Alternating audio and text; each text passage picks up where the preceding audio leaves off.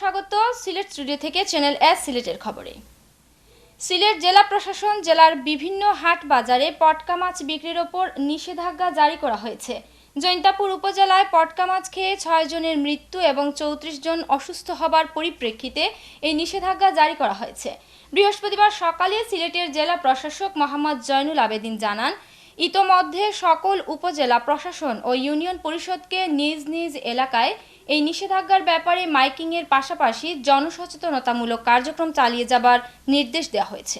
Miking করার জন্য বলেছে এবং মোবাইল করতে পারে। আর যেটা নিষিদ্ধ জনকল্যাণমূলক যা না, জনহিতকর না এবং যারা ক্ষতিকর, সেটা এমনি আমরা বন্ধ করতে পারি। আমরা বন্ধ করে দেওয়ার জন্য মাইকিং করেছি, পরশুও করেছি, আজকে মাইকিং করার জন্য আবার বলেছি। প্রতিটা মার্কেটে এবং চেয়ারম্যান সাহেবকে বলা হয়েছে ওনারা যেন নিজ উদ্যোগে কোনো মার্কেটে যেন পটকা কেউ ক্রয় বিক্রয় না করতে পারে। হবিগঞ্জের বানিয়াচং উপজেলার খাগাউড়া ইউনিয়নের বড়খাল নামক স্থানে 6 কোটি টাকা ব্যয়ে 160 মিটার পিসি গার্ডার ব্রিজ নির্মাণ কাজ শেষ হয়েছে। শুক্রবার এই ব্রিজের উদ্বোধন করেন আইন, বিচার ও সংসদ বিষয়ক মন্ত্রণালয় সম্পর্কিত স্থায়ী কমিটির সদস্য ও জেলা আওয়ামী লীগের সাধারণ সম্পাদক অ্যাডভোকেট আব্দুল মজিদ খান। ব্রিজ উদ্বোধন উপলক্ষে স্থানীয় গুনি মাঠে এক বিশাল জনসভায় বক্তব্য রাখেন এমপি মজিদ খান। অন্যান্যের মাঝে উপস্থিত ছিলেন জেলা আওয়ামী লীগের সহসভাপতি মোহাম্মদ শরীফুল্লাহ, চেয়ারম্যান শেখ শামসুল হক, জেলা জাসদের সাধারণ সম্পাদক আবু হেনা মোস্তফা কামাল, বানিয়াচং উপজেলার সাবেক চেয়ারম্যান ইকবাল খান সহ আরও অনেকে। স্থানীয় সরকার প্রকৌশল অধিদপ্তর এলজিইডি এই ব্রিজটি নির্মাণ করে। এই ব্রিজ নির্মিত হওয়ায় 5টি ইউনিয়নের প্রায় 50,000 লোকের উন্নত সড়ক যোগাযোগ সহজ হয়ে আসবে। অনুষ্ঠিত হলো সিলেটের খ্যাতিমান সাংবাদিক, সিলেট প্রেস ক্লাবের দীর্ঘকালীন সভাপতি মুক্তাবিসুন নূরের লেখা দুটি আলোচিত গ্রন্থের প্রকাশনা অনুষ্ঠান। জীবনী ও রাজনৈতিক পর্যালোচনাধর্মী সময় অসময় এবং আমার দেখা সামাদ আজাদ ও সাইফুর রহমান গ্রন্থ দুটি নিয়ে আলোচনা করেন বিদগ্ধজনেরা। শুক্রবার সিলেট প্রেস ক্লাব মিলনায়তনে আসা সুধী সাংবাদিক, রাজনীতিক সহ সিলেটের বিশিষ্টজনের বক্তব্যে ফুটে উঠেছিল ব্যক্তির স্মৃতিচারণমূলক দুটি বই, কালের দর্পণ হয়ে ওঠার গল্প। বিস্তারিত বেলাল আহমেদের রিপোর্টে ক্যামেরায় ছিলেন আমিমুল এহসান রাহিন। সময় অসময় এবং আমার দেখা সামাদ আজাদ ও সাইফুর রহমান জীবনী ও রাজনৈতিক পর্যালোচনাধর্মী দুটি গ্রন্থ। স্মৃতিকথার গতিশীল স্রোত নিয়ে বয়ে চলা দুই প্রবাহ। একদিকে সময় অসময় এগিয়েছে জাতীয় জীবনের সংকটময়তা নিয়ে, অন্যদিকে সামাদ আজাদ ও সাইফুর রহমান গ্রন্থটি প্রবাহিত হয়েছে দুই রাজনৈতিক পুরোধার জীবন প্রবাহে। পত্রিকার পাতায় শুধু সংবাদই পরিবেশন করেন সাংবাদিকরা, কিন্তু সংবাদের পেছনের বহু গল্প অজানা রয়ে যায়। মুক্তাবিসুন নূরের দীর্ঘকালীন সাংবাদিকতা জীবনের সেই অজানা গল্পগুলোই ইতিহাসের অনন্য দলিল হয়ে থাকবে মলাটবন্দি দুটি গ্রন্থে। দুই জাতীয় পর্যায়ের রাজনৈতিক নেতা, আমি খুব ঘনিষ্ঠভাবে তাদের কাছে থেকে দেখার আমার সুযোগ হয়েছিল। এই তাদের জীবনের চালচিত্র নিয়েই মূলত এই দুটি বই আমি লিখেছি। দুটি বইয়েই উঠে এসেছে জাতীয় জীবনের কিছু সংকটময় সময়ের স্মৃতি। দীর্ঘদিনের সাংবাদিক জীবনে তিনি ইতিহাসের নানা গুরুত্বপূর্ণ ঘটনা কাছ থেকে দেখেছেন, ঘটনার গভীরে প্রবেশ করে তা সততা ও নির্মোহ থেকে তুলে এনেছেন। সময় বইটির সম্পর্কে আমি এটুকুই বলবো যে এটি একটি অনবদ্য সৃষ্টি, এই জন্যে যে কোনো পাঠককে এটা মন্ত্রমুগ্ধ করে রেখে দেয়। এটা রাজনীতিবিদদের প্রতি সম্মান, আদর্শবাদী এবং দেশের উন্নয়নকামী রাজনীতিবিদদের মানুষ এখনও শ্রদ্ধার সাথে স্মরণ করে, সম্মান করে। মুক্তাবিসুন নূর একজন সৎ, নির্মোহ এবং নীতিবান সাংবাদিক। মিশেছেন কিংবদন্তিতুল্য ব্যক্তিদের সাথে। তার স্মৃতিচারণামূলক দুটি গ্রন্থই অনুপ্রাণিত করবে নতুন প্রজন্মকে। আমরা যারা তরুণ আছি বা তরুণরা সাংবাদিকতা করছি, এসব বিষয় থেকে আমরা আমাদের অভিজ্ঞতাকে দৃঢ় করতে পারি, পুক্ত করতে পারি। নতুন প্রজন্মের যে সমস্ত সাংবাদিকরা আছেন তারা এই বই পাঠের মধ্য দিয়ে তারা তাদের কর্মকাণ্ডে তারা নতুন করে অনুপ্রেরণা পাবেন এবং বিশেষ করে সৎ সাংবাদিকতার ক্ষেত্রে, একটি নীতিবোধ সম্পন্ন সাংবাদিকতার ক্ষেত্রে এই বইটি একটি অনন্য ভূমিকা রাখবে। গ্রন্থ দুটি সাহিত্য, সাংবাদিকতা ও রাজনীতির ক্ষেত্রে সমান্তরাল আবেদন নিয়ে হাজির হয়েছে। আছে বিগত কয়েক দশকের সিলেটের অগ্রগতি ও সংকট সংগ্রামের আখ্যান। ইতিহাসের প্রচ্ছদে নিজের কর্ম ও চিন্তাকে বাদাই করে নিলেন মুক্তাবিসুন Noor. Belal Ahmed, channel S news, Sylhet. নানা কর্মসূচির মধ্য দিয়ে গত 8 ডিসেম্বর মৌলভীবাজার হানাদার মুক্ত দিবস পালিত হয়েছে। 1971 সালে বীর মুক্তিযোদ্ধারা মরণপণ লড়াই করে পাক বাহিনীকে মৌলভীবাজার থেকে বিতাড়িত করে শত্রুমুক্ত করেছিল। মৌলভীবাজার মুক্ত দিবস উপলক্ষে সকাল 11:15টায় মুক্তিযোদ্ধা কমপ্লেক্স বঙ্গবন্ধুর প্রতিকৃতিতে পুষ্পস্তবক অর্পণ করে শ্রদ্ধা জানান বিভিন্ন সরকারি বেসরকারি প্রতিষ্ঠান ও সংগঠন।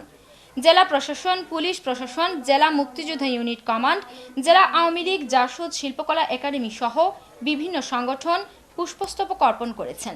এ সময় উপস্থিত ছিলেন জেলা প্রশাসক মোহাম্মদ তুফাইল ইসলাম, পুলিশ সুপার মোহাম্মদ শাহজালাল, জেলা পরিষদ সাবেক প্রশাসক মোহাম্মদ আজিজুর রহমান, জেলা মুক্তিযোদ্ধা কমান্ডার জামাল উদ্দিন, জেলা জাসদ সভাপতি আব্দুল হক সহ বিভিন্ন রাজনৈতিক ও সামাজিক সংগঠনের নেতৃবৃন্দ।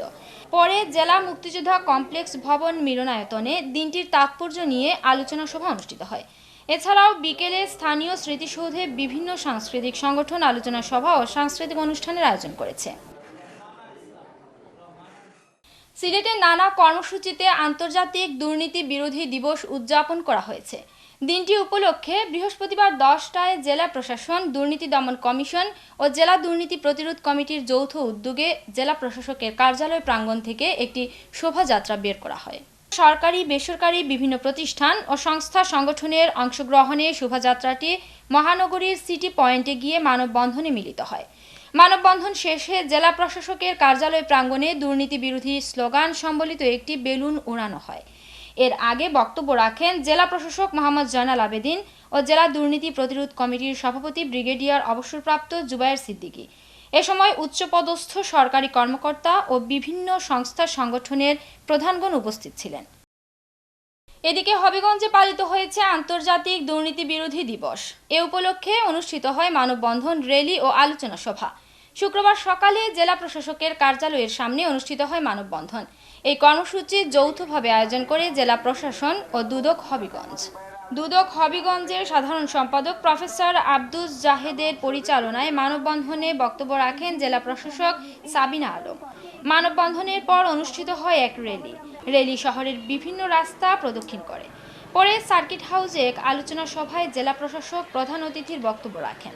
অন্যান্যের মধ্যে বক্তব্য রাখেন দুদকের উপপরিচালক খন্দকার খলিলুর রহমান, অতিরিক্ত জেলা ম্যাজিস্ট্রেট মোহাম্মদ ইমরান হোসেন। বক্তারা বলেন, সামাজিক, ব্যবসায়িক ও প্রশাসনিক ক্ষেত্রে দুর্নীতির বিরুদ্ধে প্রতিরোধ গড়ে তুলতে সকলকে ঐক্যবদ্ধভাবে কাজ করতে হবে।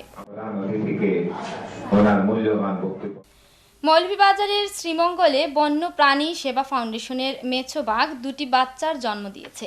এ খবর শুনে বৃহস্পতিবার দুপুরে শ্রীমঙ্গল বন্যপ্রাণী সেবা ফাউন্ডেশন পরিদর্শন করেন বাংলাদেশ পরিবেশ অধিদপ্তরের মহাপরিচালক রয়সুল আলম মণ্ডল। সরেজমিনে গিয়ে দেখা যায় সদ্য পৃথিবীর আলো দেখা প্রাণীটি কনকনে ঠান্ডার মধ্যে নেচে খেলে বেড়ে উঠছে। মেছো বাঘের শাবক দুটি তার মায়ের দুধ পান করছে। বাংলাদেশ পরিবেশ অধিদপ্তরের মহাপরিচালক রয়সুল আলম মণ্ডল বলেন, এক বিরল দৃষ্টান্ত। এটি একটি মহতী উদ্যোগ। সীতেশবাবু বন্য প্রাণীগুলোকে আপন সন্তানের মমতায় লালন করেন, এটি তার প্রমাণ। তিনি বলেন, পরিবেশ এর অংশ বন্যপ্রাণী, তাই আমাদের সকলকে সীতেশবাবুর মতো বন্যপ্রাণীকে ভালোবাসতে হবে। বন্যপ্রাণী সেবা ফাউন্ডেশনের চেয়ারম্যান সীতেশ রঞ্জন দেব জানান, 4 বছর পর বুধবার রাতে বন্যপ্রাণী সেবা ফাউন্ডেশনের খাঁচায় পোষা মেছো বাঘটি প্রথমবারের মতো এ শাবক দুটির জন্ম দেয়।